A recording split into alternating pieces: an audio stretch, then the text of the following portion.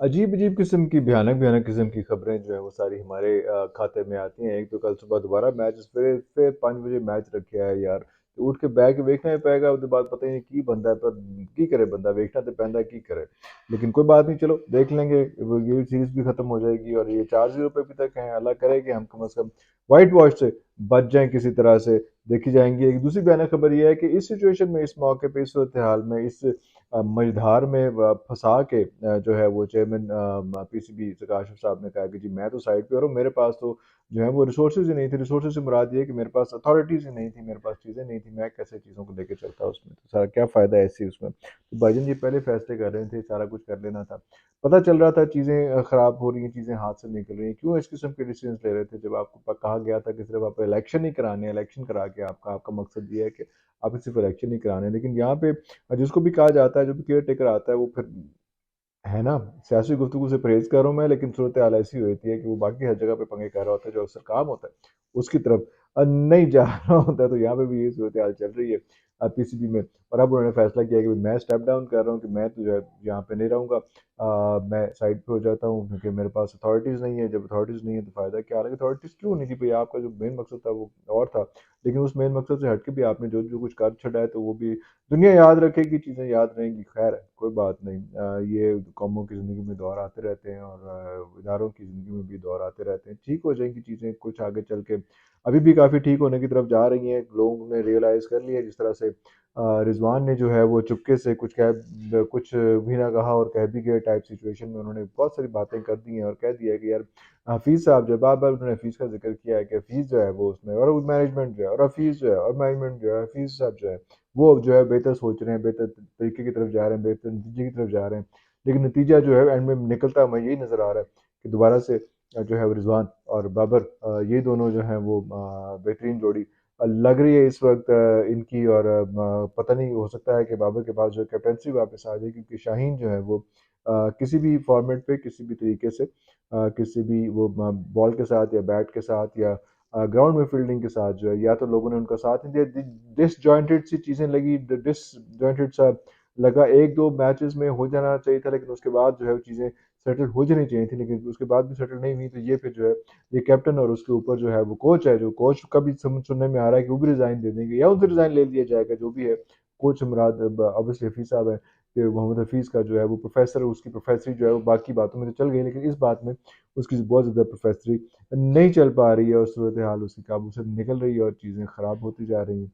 और वो जो जिस तरह से उसने भी कह दिया रिज़वान ने भी कि जो है वो कुछ इस किस्म की बातें उसने घुमा के उसने कह दी कि भाई यूनिटी जो है वो स्ट्रेंथ जो है वो उसमें एक एकता जो है वो वाली चीज़ जो है वो वननेस जो है वो टीम में नहीं नज़र आ रही है और उसकी वजह से जो है बस दिल जो है दिल नहीं मिल पा रहे। वाह वाह वाह क्या बातें की। और साथ उसने ये भी कहा कि अवाम जो चाह रही है, अवाम जो क्या चाह रही है, अवाम तो जो है वो तो शोर मचाती रहती है, हम जैसी अवाम जो है वो तो रफड़ डालती रहती है। लेकिन अवाम की फरमाइश करनी है, ये टीम जीतना है, ये मुल्क जीतना है, मुल्क टीम को जिताना है, क्या करना है उसमें। और जिस तरह से उन्होंने कहा कि यस हार मुझे पसंद नहीं, हार मुझे क्या वो भाई किसी को मुझे भी नहीं पसंद यार, हार किसको पसंद होती है। हार तो उसका कोई उसकी कोई फॉलोइंग थोड़ी होती है, वो तो एक बदनुमा दाग होता है, एक धब्बा होता है जो बंदे के चेहरे पे, बंदे के माथे पे लग जाता है, तो वो ऐसी चीज़ ऐसे तो बचना चाहिए। लेकिन किस तरह से बचना चाहिए वो इम्पोर्टेंट फीचर है। एक मैच रह गया कम से कम नेकनामी के साथ, इज़्ज़त के साथ जो है वो कि हम ये मैच खेल पाएँगे, इस मैच से हम जीत पाएँगे, इस मैच से हम निकल पाएँगे। ये भी हमें नहीं लग रहा कि इस मैच से हम ज़रा अच्छे तरीके से जो है निकल पाएँगे। कोई बहुत ज़्यादा टाइम रह नहीं गया शाम को 5 बजने में और उसके बाद दोबारा गप लगाई जाएगी, ज़ाहिर बात है इसके हवाले से।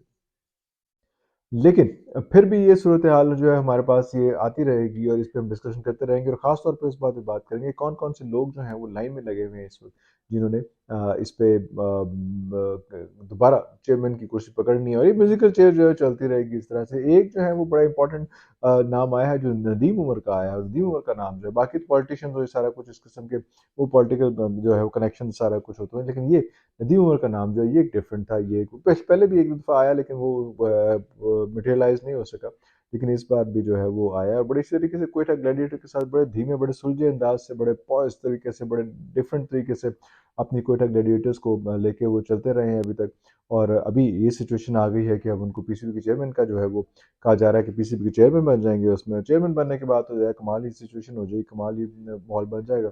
लेकिन ऑब्वियसली मुझे ज़्यादा ये लग रहा है कि दोबारा कोरा जो है ना वो बहुत जल्दी निकल आएगा नजीम सेठी साहब की तरफ। नजीम सेठी को एक दफ़ा दोबारा ये चार्ज दे दिया जाएगा क्योंकि वो जो है वो ज़्यादा एक्टिव हैं, ज़्यादा प्रोएक्टिव हैं और वो प्लेयर्स की नब्ज़ को भी जानते हैं। पॉलिटिकली वो हैंडल भी इनको ज़्यादा अच्छे तरीके से कर लेते हैं और वो बदले बल्कि पॉलिटिकली से ज़्यादा जो है वो डिप्लोमेटिकली हैंडल इनको ज़्यादा अच्छे तरीके से कर लेते हैं।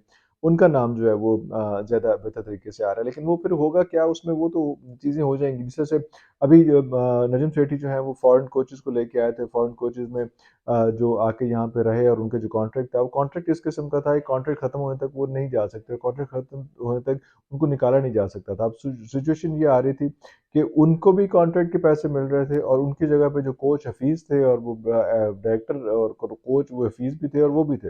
मतलब हफीज़ भी पैसे ले रहे थे और वो कोच भी फरवरी तक, अगले महीने तक पैसे लेते रहेंगे।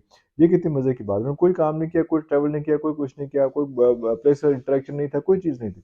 लेकिन उनको ही पैसे मिलते रहेंगे एज़ पर द कॉन्ट्रैक्ट जो नजम सेठी साहब करके गए थे। लेकिन एज़ पर द कॉन्ट्रैक्ट उनको काम भी नहीं करने दिया।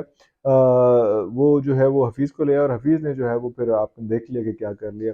अब आप देख रहे हैं कि आहिस्ता-आहिस्ता जो है ना वो जितना मैस हुआ है ना तो आहिस्ता-आहिस्ता आपको अब हाथ रियाज़ स्क्रीन पे आपको कम नज़र आ रहे होंगे। पहले वो फ़ौरी तौर पे आते थे कि मैंने प्रेस कॉन्फ्रेंस करनी, मैंने ओनरशिप लेनी है।